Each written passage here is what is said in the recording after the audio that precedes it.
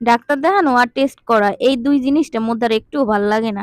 যাইয়ে বইয়ে থাহো, দাঁড়াইয়ে থাহো, এককালে মোর দ্বারা অসহ্যজনক লাগে। কিন্তু কিচ্ছু করার নাই। অসুস্থ হইলে ডাক্তারের দ্বারে তো যাওয়াই লাগবে। আর ডাক্তার যদি টেস্ট দেয় হালে তো আর কিছু করার নাই। টেস্টও তো করান লাগবে। মোর খাড়াই থাকতে ভাল লাগে না। মুই আবার এখানে সোফায় বইয়ে রইছি। আম্মাগো ভাইয়া আবার টেস্টে কত টাকা হেই আবার জিগাইতেছে। হে আবার অর্ধেক টাকা দিয়ে দেছে। আর বাকি অর্ধেক যখন রিপোর্ট নিমু তখন দিমু। তো মুই এবার এখানে বইয়া আছিলাম আর হে টেস্টের টাকা-টুকা দিতে আসলে আর ওই যে স্লিপ-টিলিপ কাটতে আসলে। তো খুব বেশি সমস্যায় না পড়লে মুই আর আম্মে ভাইয়া দুইজনে ডাক্তারের দ্বারে যাই না। মোরও ডাক্তারের দ্বারে যাইতে ইচ্ছা করে না, হ্যারও যাইতে ইচ্ছা করে না। কারণ ডাক্তারের দ্বারে যাওয়া কালে অনেক প্যারা। একটা দিনই পুরো চইল্লা যায় হসপিটালে। টেস্টের রিসিপ্ট তো কাটছি, এখন যাইতেছি মধ্যে দিকে আর চিন ধরতে আছি যাইয়ে দেখি কোনো সিরিয়াল পাইনি।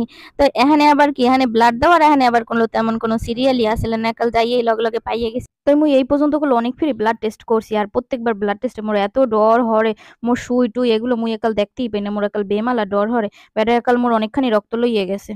তো ব্লাড ট্যালার দেওয়ার পর মোর আলট্রা করার কথা, কিন্তু হ্যাঁ নে বিশাল সিরিয়াল ৩২ নম্বর সিরিয়ালে দিয়ে এরপর মোরা আইছি বাইরে। তাই আমি ভাইয়ে কয় কি তো সিরিয়াল তো অনেক বড় সময় লাগবে, তাই হ্যাঁ মোরা বাইরে যাইয়ে কিছু খাইয়ে হেতে মোরা বাইরের দিকে আইছি। মুই আবার কই কি তাই মুই ডাব খামু।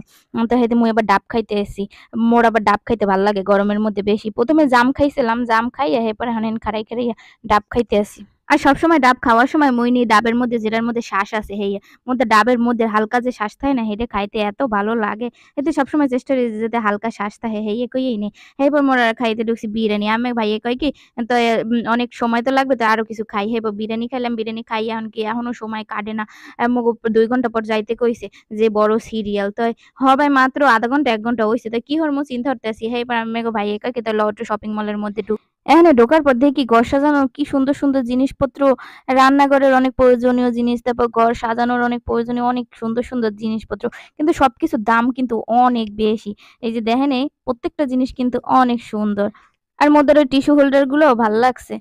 তো মধ্যের এগুলো ঘর সাজানোর জিনিস কিনতে অনেক ভালো লাগে। কিন্তু ঘরে কিছু কিনে রাখতেই পারি না। মাইয়ে পোলায় ব্যাপাক নষ্ট করে হালায়। এইতে এখন আর তেমন কিছুই ওরকম কেনা হয় না। চিন্তা করছি ওরা একটু বড় হোক এরপর সবকিছু কিনবো। ঘর সাজানোর জিনিসের কিন্তু অনেক দাম।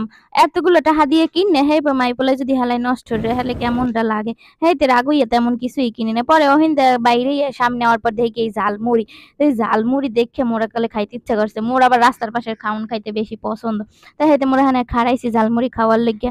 মুই বাইরে এলে রাস্তার পাশের এটা ওটা খাওন সহজে মিস করি না। এই যে বাচ্চাটা দেয় না রিক্সায় করে নামছে, মোরা এখানে বইয়ে ঝালমুড়ি খাইতেছিলাম, বাচ্চাটা দেখে টাটা দিতে আসলে। তো বাইরে ঘুরে টুরে খাইয়ে লইয়া এবার ২ ঘন্টা পর মোরা আইয়ে গেলো বইছি সিরিয়ালের এহিনে।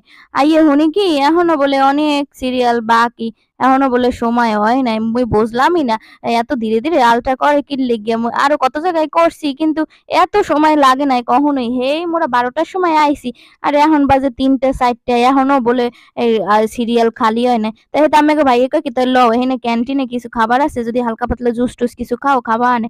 তো মোরও আবার একটু গলা শুকিয়ে গেছে। পরে চিন্তা করলাম যে কিছু খাই। পরে এই যে জুসটা আছে না এই জুসটা নিলাম। এটা খাই নাই কখনো। আজকেই ১ম নিলাম কই দেখি কেমন। জুসটা সম্ভবত ৫০ টাকা নেছিল। তো এত টাকায় জুস কিনে একটুও মজা পাই না। এদিকে দেখেন মোর ঘড়িতে ৫টা বাইজ্যা আইয়ে পড়ছে। কিন্তু এখনো সিরিয়ালের কোনো নাম নাই। এখনো বলে ৩-৪ জন বাকি হইয়ে পর মোর ডাক দেবে। তো কার বলে ধৈর্য ধরে এই লেগেই ডাক্তারের দ্বারে আইতে চাই না। ডাক্তারের দ্বারে আইলেই এইরকম অবস্থা হয়। তাই অনেক কষ্ট মষ্ট করে অনেকক্ষণ পরে মোর হবায় ডাক দিয়েছে। এখন বাজে ৫:৩০। মুই এই ভিতরের রুমে আইসা এহিনে বইছি। ভিতরে রুগী আছে হে বাইরে এলেই মুই ঢুকমু। অনেক অপেক্ষা টপেক্ষা করে শেষ পর্যন্ত মোর আলট্রাটা করতে পারলাম। তো আজকে মোর ব্লগটা এই পর্যন্তই। সবাই ভালো থাকবেন। আল্লাহ হাফেজ।